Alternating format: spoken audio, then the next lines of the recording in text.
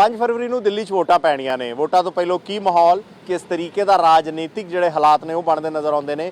ਸਾਡੇ ਨਾਲ ਚਰਚਾ ਕਰਨ ਲਈ ਸੰਜੇ ਕਾਓ ਸਾਹਿਬ ਮੌਜੂਦ ਨੇ, ਸੀਨੀਅਰ जर्नलिस्ट ने। उन्होंने को जानेंगे की कहती है दिल्ली। काओ साहब बहुत बहुत स्वागत है पहला। Thank you ji. सर क्या कहती है दिल्ली इस वक्त? सर दिल्ली में अभी कोई वेव नहीं है। जैसे 2013 में वेव थी केजरीवाल जी के फेवर में, 2015 में वो तब्दील हुई वोट्स में 70 में से 67 सीट्स पे। फिर उसके बाद 2015 में 2015 में वेव 67 सीट्स और 2020 में 62 सीट्स। अब इस बार जो है वो वेव नज़र नहीं आ रही है, स्टैटिक सा माहौल है। इसकी वजह एक और है, जो इम्पॉर्टेंट चीज़ है वो है कि कांग्रेस ने इस बार पहली बार मजबूती से ये चुनाव लड़ा है। उन्होंने कई धुरंधर अपने उतारे हैं। नंबर 1 शीला दीक्षित जी का बेटा, शीला दीक्षित जो 15 साल मुख्यमंत्री रही, उनका नाम, बेटे का नाम संदीप दीक्षित, जो खुद सांसद रह चुके हैं, वो केजरीवाल के सामने खड़े हैं। दूसरा जो है, कांग्रेस ने अलका लांबा जी को उतारा, वो यूथ के आतिशी जी मार्लिना चीफ मिनिस्टर के अगेंस्ट में। तीसरा जो है कांग्रेस ने जो फरहाद सूरी को उतारा है सिसोदिया जी के खिलाफ में जंगपुरा में। तो ये तीनों सीटों में मुझे लग रहा है ज़बरदस्त फाइट है। ये किस तरफ जाएंगी और यही जो है पॉलिटिकल मिजाज जो है पॉलिटिकल पार्टीज़ का आने वाले वक्त में बदल देगा। जैसे हम ये बात जब कर रहे हैं कि कांग्रेस इस बार बेहतर चुनाव लड़ रही है, मैं कांग्रेस इसलिए शुरू कर रहा हूँ क्योंकि कांग्रेस का फैक्टर जितना वोट लेकर जाएगा वो नुकसान सीधा सीधा आम आदमी पार्टी को ही होगा। तो क्या आपको लगता है कि इस बार आम आदमी पार्टी को बीजेपी से ज़्यादा कांग्रेस से खतरा है? देखिए, सब लोग कह रहे हैं कि कांग्रेस जो है इंडिया ब्लॉक की एक मेंबर है, ये क्यों लड़ रही है, नुकसान कर रही है। पर बेसिकली आप लोग ये भूल रहे हैं कि कांग्रेस भी एक पॉलिटिकल पार्टी है। जब चुनाव हरियाणा में हुए, केजरीवाल जी ने भी लड़ा तो कांग्रेस की जो है सीटें खराब कर दी। गुजरात में केजरीवाल जी ने लड़ा, वहाँ पे उनकी 5 सीटें आई, उनका वहाँ पे उन्होंने उनके गणित बिगाड़ दिया। गोवा में लड़े, उनकी 2 सीटें आई, उनका गणित बिगाड़ दिया।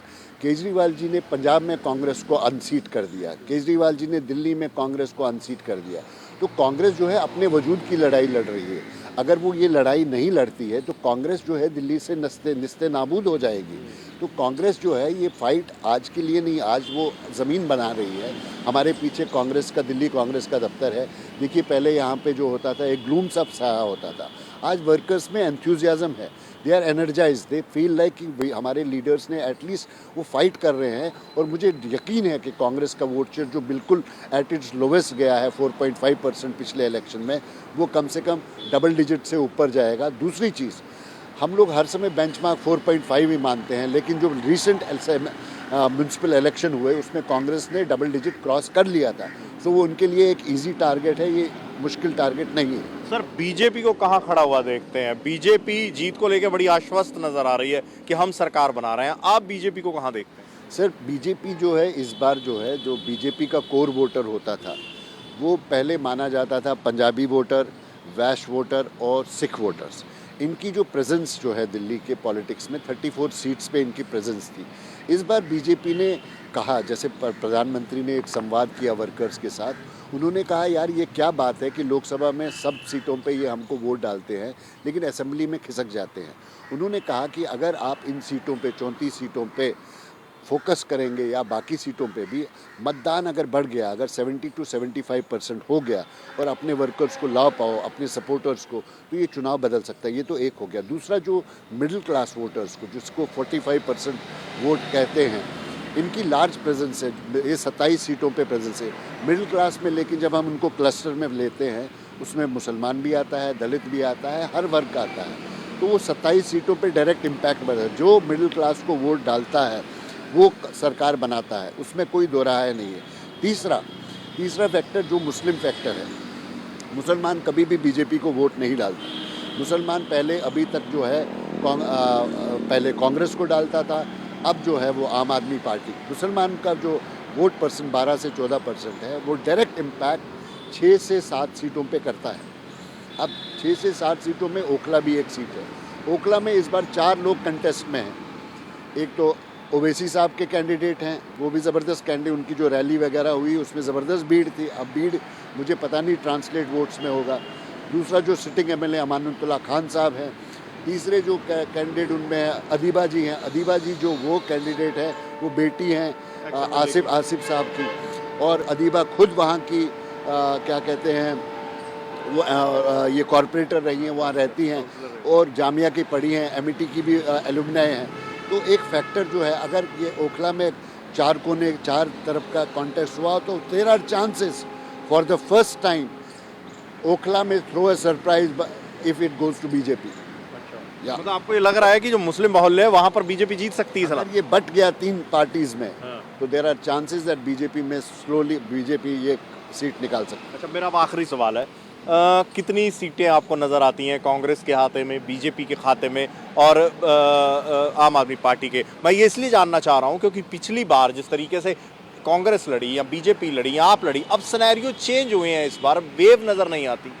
सर मैं इसको थोड़ा सा इसको पर्सपेक्टिव में डाल के बताऊंगा कि पिछली बार जब चुनाव हुआ था 2015 और 2020 में, 15 के चुनाव से 2020 के मुकाबले में आम आदमी पार्टी का वोट शेयर 32% गिरा था और जो विक्ट्री मार्जिन है वो 42% सीटों पे कम हुआ था। तो दैट मीन्स वो सीटें थोड़ा सा वल्नरेबल है। दूसरा, जब हम यहाँ पे बात करते हैं झुग्गी क्लस्टर्स की, झुग्गी क्लस्टर्स में 15 लाख वोटर है। मोदी जी ने कहा है, बीजेपी ने एक मैसेज दिया कि जहाँ झुग्गी वहीं मकान, और उन्होंने कुछ मकान बांटे। तो वो उस और पिछले 6 महीने से कई नेता भारतीय जनता पार्टी के झुग्गियों में टाइम बिता रहे हैं और वहाँ पे रह रहे हैं। दूसरा चीज़, एक क्लस्टर जो बड़ा है अनऑथराइज कॉलोनीज़ का। अनऑथराइज कॉलोनीज़ कौन सी कॉलोनीज़ है? ये झुग्गी क्लस्टर्स नहीं है, ये वो कॉलोनीज़ हैं जो कि एशियन गेम्स जब दिल्ली में हुई थी, दिल्ली में जो ज़मीन है लोगों ने खरीदी किसानों से, बाहर के लोग आए मध्य प्रदेश से, बिहार से, उत्तर प्रदेश से, और उन्होंने वहाँ पे मकान बनाए, उनको रेगुलराइज नहीं किया गया। फिर बिल्डर्स भी उसमें कुछ घुसे। ये जो एक बहुत बड़ा तबका है, इसमें इनको पूर्वांचली भी कहते हैं, ये 41 सीट्स पे इनकी प्रेजेंस है। ये इस चीज़ को भी, और इसमें अब बीजेपी ने कहा है जहाँ पे आपका मकान है वहीं पे आपको ओनरशिप राइट्स देंगे। दैट मीन्स अगर आपके मकान की कीमत, जिसमें बैंक लोन नहीं देता है, अगर 1 लाख है, रातों रात 6 लाख 10 लाख हो जाएगा।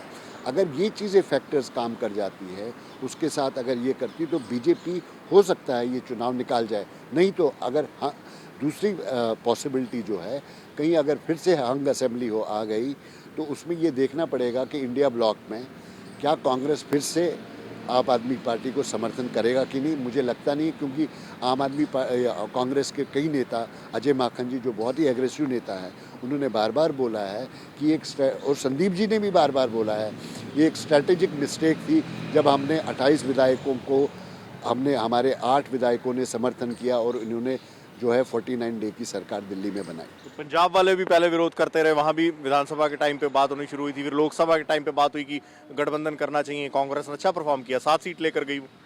सर पंजाब में जो अभी जो नतीजे, मेयर वाले नतीजे आए हैं वो चौंकाने वाले हैं, वो बीजेपी ले गई है। तो ये एक इंडिकेटर है, मुझे जैसे लग रहा है, हालात जैसे लग रहा है, this is the beginning of the downfall of आप।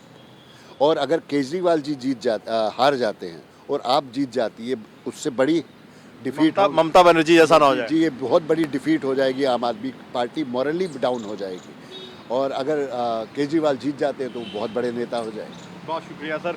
तो ये सर साडे नाल संजय काओ साहब, बड़ी तफसील नाल उन्होंने दिल्ली विधान सभा चोणां बारे साडे नाल अपने विचार साझे कीते ने। कैमरामैन शशि दे नाल हरप्रीत सिंह, PTC न्यूज़, दिल्ली।